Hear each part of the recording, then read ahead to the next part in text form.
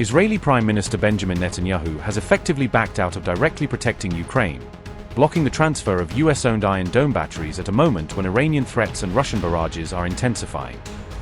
Between Trump's doubts over Patriot production and Netanyahu's refusal to loosen Iron Dome export controls, Zelensky is left without either system as Russian missiles and drones continue to pummel Ukrainian cities. Newly reported details show why Netanyahu refused to allow US Iron Dome systems to be shared with Ukraine. In a fresh blow to Kyiv's air defense hopes, Israel blocked the US from transferring 2 American-owned Iron Dome air defense batteries to Ukraine, despite the systems having already been funded by US taxpayers. Those Iron Dome batteries were purchased and maintained using American taxpayer money, but under the Joint Development Agreement, Israel retains final say over whether they can be sent to any third country. Israeli Prime Minister Netanyahu exercised that veto power and blocked a plan championed by the late Senator Lindsey Graham to send the systems to Ukraine to protect civilians from Russian strikes. Israeli officials justified the decision by arguing that if Iron Dome were deployed in Ukraine, its classified technology could be captured on the battlefield and eventually fall into Iran's hands via Russian channels. As part of the arrangement, Israel opted to return Patriot missile batteries to the United States so Washington could send those interceptors onward to Ukraine instead, keeping Iron Dome firmly off the table.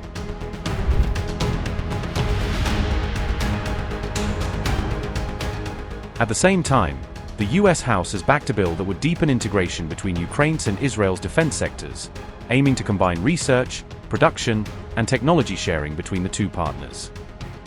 The initiative would expand joint research in areas like artificial intelligence, cybersecurity, biotechnology, drone and unmanned systems, and advanced missile defense, effectively tying future warfare tech development together. The bill has already passed the House as part of a record-shattering $1.15 trillion defense authorization, though its most controversial provisions still face tough scrutiny in the Senate.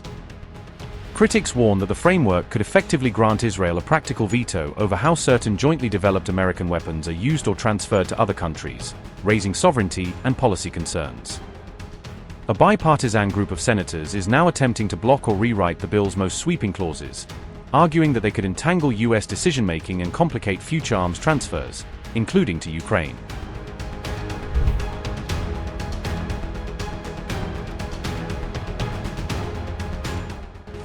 Volodymyr Zelensky renewed his plea for Western air defenses after the deadly Russian barrage, warning that Ukraine urgently needs more protection. The president warned that Russia's attacks were exposing Ukraine's shortage of Patriot interceptors, leaving the sky dangerously vulnerable. His plea came just hours after Trump backed away from letting Ukraine build Patriot missiles, deepening the uncertainty around future supplies. Mr. President, on Ukraine, you said the other day that you're not sure about whether to grant Ukraine the Patriot missile license that had been discussed. Do you want to see more from Zelensky before you take that action? Well, it's a big step. Look, we have the greatest weapons in the world. We have the greatest drones in the world. People don't know that. We have the greatest weaponry in the world. We have, in the case of President Zelensky, he'd like to have some Patriots. He'd like to have some Tomahawks, which are, lethal, one offensive, one defensive. But when you give somebody the right, very complex weapons, by the way. I mean, the Patriot, as an example, the other day you read that 5 missiles were shot. They were going 8,600 miles an hour. Think of it, 8,600. Now a car, if you go 60, it gets to be a little faster. If you go 100, 8,600 miles an hour. And they were big missiles. And they were shot at Jordan. And our guys were there. Bing, bing, bing, bing, bing. 5. Bing, bing, bing, bing, bing. Right? I don't want to be biting. I had to be very careful. That would have been a great sound bite. Right? There were 5 missiles, and we shot all 5 down before they got close. Nobody else has that capacity. These weapons are incredible.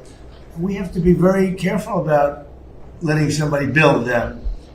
It's very important now. We are building many plants now to make those, and the Tomahawk missile is the most incredible thing. It can go into a doorway. You can put it through a window of a house. Nobody's ever seen anything like it. You have to be very judicious, but you have to be very careful. Now, we have not agreed to that. We're talking about it, but it's a hard thing to give away that kind of technology. And I don't think this would ever happen, but those people that you give that technology, they can someday turn on you. That is possible. If you look at war, it's happened a couple of times over the years, right? So we have to be very careful. I mean, we guard that. We have the greatest military in the world, but we have the greatest weapons in the world. Now we have to make them a little bit faster because we've given a lot away. President Biden, unfortunately, gave a lot away to Ukraine, and so did I. I mean, I gave them the javelins, the tank busters. Without the javelins, that war would have been a one-day war. It would have been over. They wiped out the tanks going up to Kyiv when they got stuck in the mud. They had a general that decided to go through the mud instead of going up the highway where they were going very nicely. It would have been over. But no, I gave them the javelins. The javelins are unbelievably. We have the greatest weapons in the world. We have to be very careful about giving out the secrets to those weapons. And they're not, you can't copy them. It's a little like NVIDIA. They have a chip. They say you cannot copy it. The complexity is so great you cannot. Most things you copy. China's known for it, other countries, we do something, and I guess we copy also. But most things you can copy pretty easily. There's a chip that they made, their ultimate chip, and they always have the ultimate chip. And I say, well, why doesn't somebody copy it? Because they can't, the complexity. They can't copy our weapons. We have the greatest weapons in the world, many of them. Those are just 2 or 3 that I mentioned, but you cannot copy them, so we have to be very careful. That shift marked a sharp change from Trump's NATO summit remarks supporting local production, leaving Kyiv with even more questions about Washington's next move.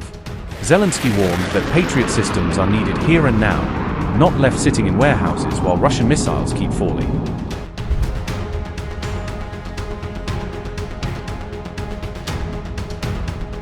Trump's apparent backtrack on letting Ukraine build Patriot interceptors came amid fresh escalation between Iran and Ukraine, making Israel's Iron Dome veto part of a much larger defensive crunch for Kyiv.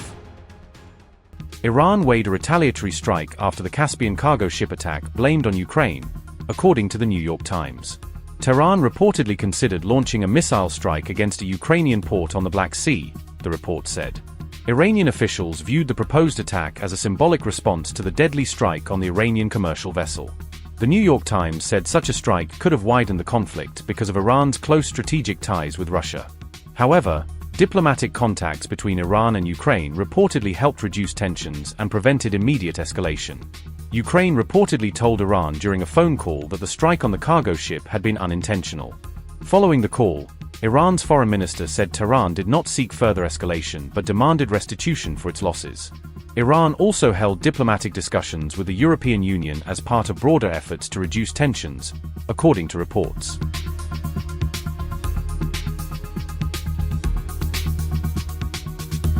Defense Express said Iran possesses ballistic missiles capable of directly reaching targets inside Ukraine if ordered to do so. The outlet said the Garda, Emad, and Sejal ballistic missiles each have reported ranges of around 2,000 kilometers. Defense Express also said Ukraine lacks THAAD and Arrow missile defense systems designed to counter such long-range ballistic threats. Iran had earlier warned Ukraine of consequences following the ship strike that killed an Iranian sailor in the Caspian Sea.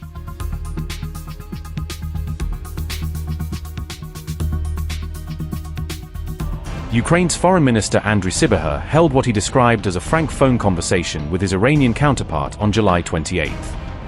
The call followed Iran's accusations that Ukraine attacked an Iranian commercial vessel in the Caspian Sea. Kyiv maintains that its July 25 drone operation targeted Russian vessels allegedly transporting military cargo. Ukraine insists all of its military actions are focused solely on defending itself against Russian aggression. Sybiha stressed that Ukraine never intended to target civilian ships or innocent civilians. Andriy Sybiha said, and I quote, "I called Iran's Foreign Minister Abbas Araghchi for a frank conversation. Diplomacy is about direct conversation, even when it's difficult. I stressed that our goal is to avoid unnecessary escalation. I reiterated that all of Ukraine's actions are aimed solely at defending our country from Russian aggression and never intended to target civilian vessels or people. This is also true with regard to Iran's statements about their national who died and a civilian vessel that was targeted in a recent incident. Our goal is to counter Russian aggression, which is the root cause of all incidents, and it is Russia who bears full responsibility for all provocations and casualties. I emphasized the necessity to refrain from any escalatory steps, as well as to end any support for Russia's war against Ukraine. This war is illegal and it must end. Our position remains unchanged. Europe and the Middle East deserve stability, security, and peace." Unquote. Iran says one of its commercial vessels was struck, leaving one seafarer dead and 3 others injured. According to Abbas Araghchi, Ukraine assured Tehran that the attack on the Iranian vessel was unintentional. Iran's foreign minister said Tehran also seeks to avoid escalation despite the latest incident. Abbas Araghchi said, and I quote, "Was assured by Ukrainian FM Andriy Sybiha that the attack on an Iranian ship was unintentional and Ukraine seeks no escalation. Iran does not seek escalation either, but made clear any attack on our citizens or interests is unacceptable. There must be restitution for losses." Unquote. Araghchi reiterated that attacks on Iranian citizens or national interests will not be tolerated. The diplomatic exchange comes amid growing tensions over allegations that Iran has supported Russia's war effort. The phone call marks one of the rare direct diplomatic contacts between Kyiv and Tehran in recent years. The conversation took place while President Zelensky was meeting US President Donald Trump in Washington.